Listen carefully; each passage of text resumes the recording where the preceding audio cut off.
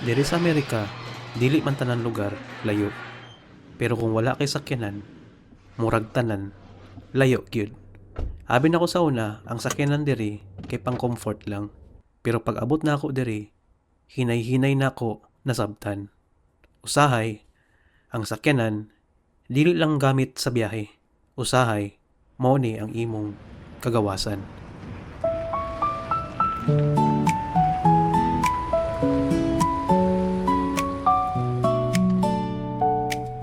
Noon akala ko ginhawa lang ito, pero dito ko nakita mahalaga pala. Malayo ang daan, malayo ang bilihan. Kahit simpleng lakad, sasakyan ang hanap. Larga-larga, hindi na aasa.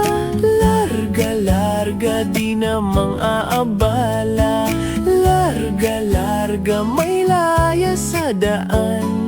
Larga-larga, sariling oras ko na. Kapag may kailangan, aalis ka agad sa andar ng buhay. Gagaan ang lakbay.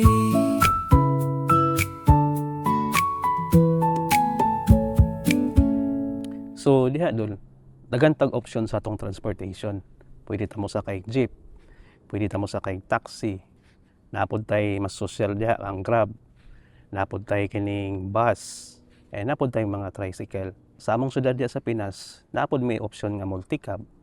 Napod may option nga kanang motor, angkas, and napod may option nga kanang sikad.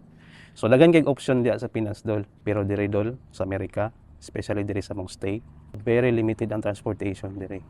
So ang pinakasayon nimo nga sakyan diri is ang Uber. Uber is similar diha sa tuwa sa Grab. Ikaduha is ang bus. Ang iyang convenience is depende kung asa ka nagpuyo. And ikatulo dol, carpool. Kinahanglan nimo tawo nga willing mo commit sa imo hatod sundo. So mura na ang three nga options diri dol sa transportation kung wala pa kay kagulingon nga sakyanan. So karon dol atong isgutan 5 reasons nganong kinahanglan ka mokuha sa imong sakyanan. Dito ko natutunan, iba ang layo ng daan.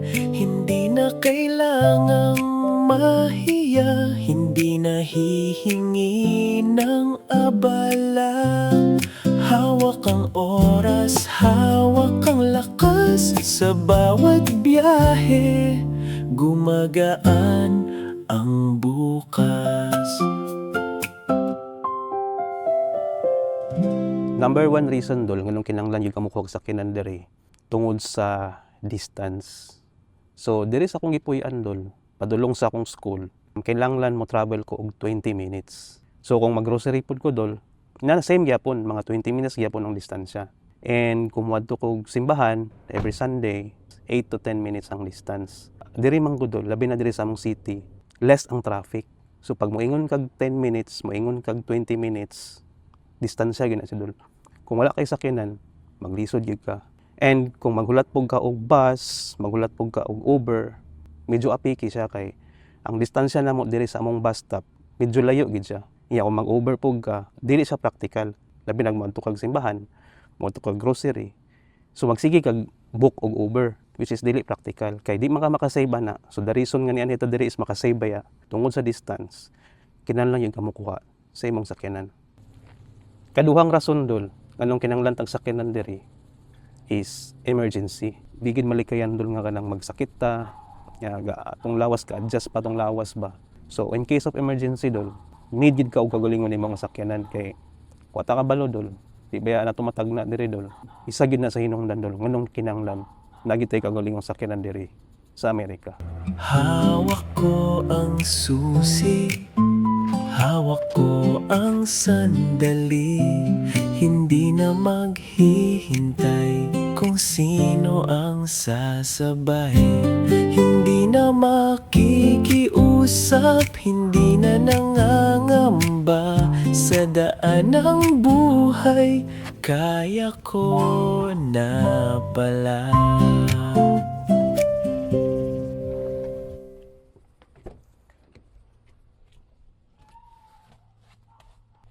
So ikatulong nga rason dol is independence. Sa ako magong first 2 months diri dol, ang ako giyong transportation is carpool. Since na ay teacher nga nag-commit sa kuha nga ihatod sundo ko niya sa akong school. So nalipay pag dol kay siyempre para pud makatipid ko, di ba? But na-realize na ako dol nga dili siya healthy tungod kay magsige na lang kag agad sa iya hapon. Nya maulaw pug ka nga kana bitong mumata siya sa iyo para lang sa imuha, para ihatod ka. And makompromiso pod ang iyang mga kuan sa iyang school tungod kay sunduon ka niya paghahapon. Mutong sa katong carpool nako, naka-decide ko nga makuha na lang gyud kog sakyanan. Kaya ron dili na ko makahasol sa iya hadol niya, makafocus siya sa iyang trabaho. Ako pod makafocus pod ko sa akong trabaho. Lahi dol basta ka na bitong maghulat ka nga agdo nimo ang tawo, ulaw siya. Labi na bitaw dol nga after school gikapoy na ka, nga gusto ka mo pahulay, gusto ka mo higda. So dili nimo mahimo tungod kay gapaabot pa ka. Mula nga isa gina dol independence.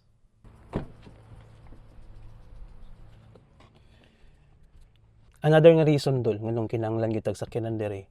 Normal man gina dol, di ba, kanang sa ato mga Pinoy kana bitong atong kuan atong kagalingon ba, i-reward na atong kagalingon sa atong mga achievement diri.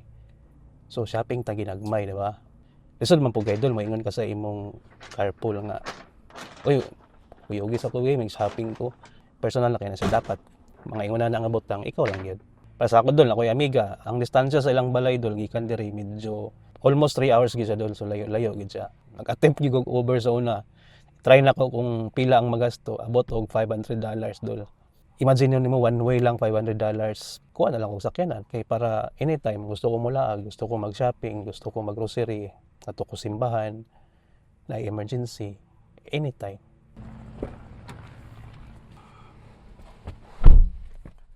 So dol, last but not the least.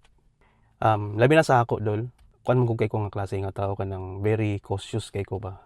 In every decision nga akong ginahimo dol, gina-calculate gina nako siya. Kana bitong advantages o disadvantage, kana bitong mga worst case scenario. Muna nga naka-decide ko pagkuha ko og brand new nga sakyanan. Explainan ta anong brand new akong gikuha nga sakyanan. Sama sa akong gingon kaganina dol nga ang mga distance medyo lagyo gid siya. Bisan diya sa tuwa makuha kag second-hand nga sakyanan, wala ka kabalok yon sa paggamit, di ba? And ako man gud dol, dili ko ang tipo nga tawo nga kana bitong mekaniko. Mutong ni ko na lang kog brand new kay bisan asa ko mo adto. Panatag akong kuandol ba akong kagalingon nga dili gid nimo tirik kay brand new man ni. Wala pay dautan ko mo ko ag second hand as long as kabalo ka mo tan-aw og makina. Kabalo ka mo troubleshoot.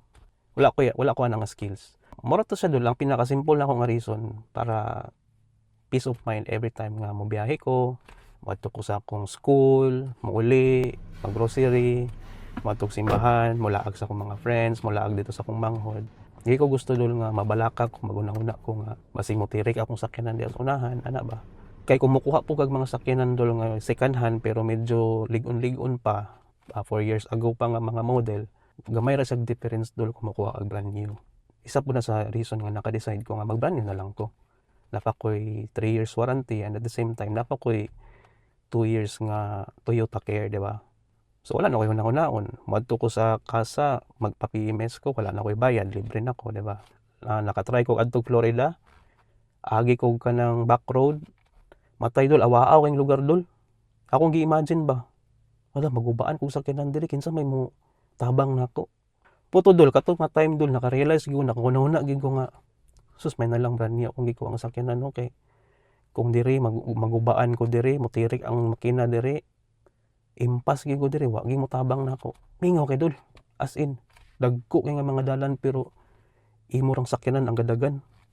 Mutong sukad adto dol nitagam ko. Interstate na ko gaagi karon kay at least simba ko madautan ka. Naray makatabang sa imo nga. Wala kay kauban nga sakyanan nga makita or masabay nimo. So mo na dol. peace of mind. Sa bawat sakay gumagaan, puso kong dating nag-aalangan. May tahimik na saya sa daan, malaya na kahit mag-isa.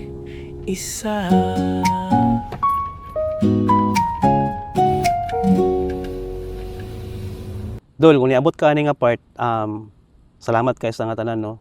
And if kanahan kag mga video nga mga ingunani, reflection, realization, and real talk, please do subscribe sa atong YouTube channel. And, Dol, bilin og comment diya sa ubos, Dol, kay soon, pag abot na to 1,000 subscribers, mamili ko random diya sa comment section o kanang makadaog. So, na ako'y mga papremyo, Dol. So, comment sa ubos, Dol, aron ma-appeal pug ka. And that's it, mga idol. See you in the next video. Peace.